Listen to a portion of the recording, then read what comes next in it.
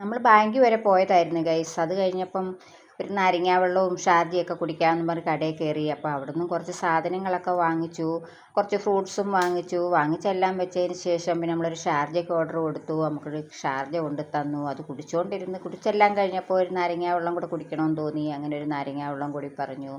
അങ്ങനെ അതും കൊണ്ട് തന്നു. ഞാനതെല്ലാം കുടിച്ചതിന് ശേഷം നമ്മൾ വാങ്ങിച്ച സാധനങ്ങളെല്ലാം വാങ്ങിച്ചുകൊണ്ട് പുറത്തോട്ടിറങ്ങിയപ്പം നല്ല തെറ്റി പൂ പിടിച്ച് നിൽക്കുന്നു. ഞാൻ പിന്നെ അതിൻ്റെ ഒരു വീഡിയോ കൂടി എടുത്തു. അങ്ങനെ ഞങ്ങൾ തിരിച്ച് വീട്ടിലേക്ക് വന്നു.